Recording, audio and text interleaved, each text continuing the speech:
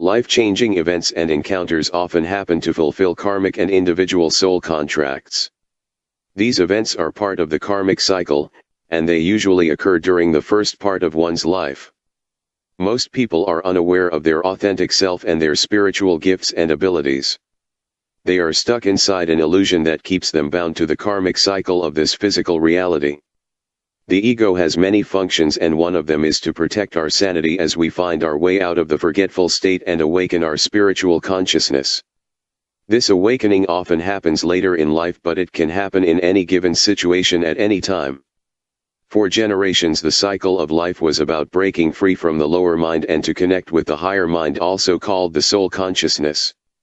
However, this has changed as the earth and humanity are increasing its frequency and vibration. The old ways and concepts will fall away as new generations are born with their spiritual gifts and abilities fully activated. Instead of having to go through a time of forgetfulness, they will remember their spiritual and ancestral heritage. These children know where they came from and what their purpose is. Our collective consciousness hasn't reached this phase just yet, but on an individual level the spiritual consciousness is growing until everyone becomes awakened.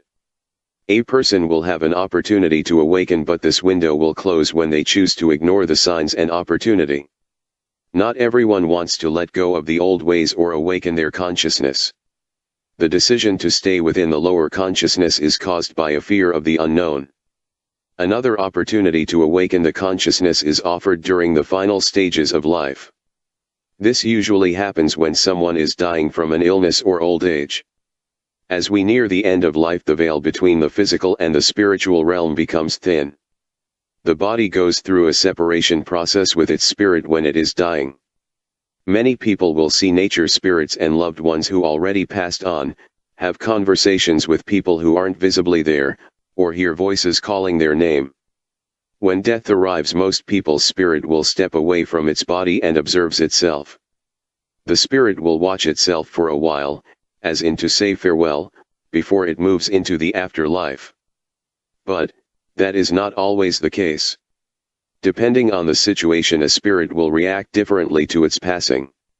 In case of a sudden death, they can feel confused and linger in the earth's atmosphere as a ghost. What happens next depends on the person's belief system and the level of consciousness awareness achieved during life. Eventually, all spirits return to their source, and when they enter the light, its silver cord is severed with the physical reality.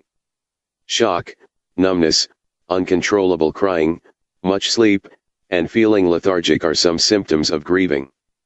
It feels like it's never going to end, but it will. It is important to allow yourself to fully feel the experience so that healing can take place. Death is a transition from one realm into the next. We keep our loved ones alive by honoring their memories and also by letting them return to spirit.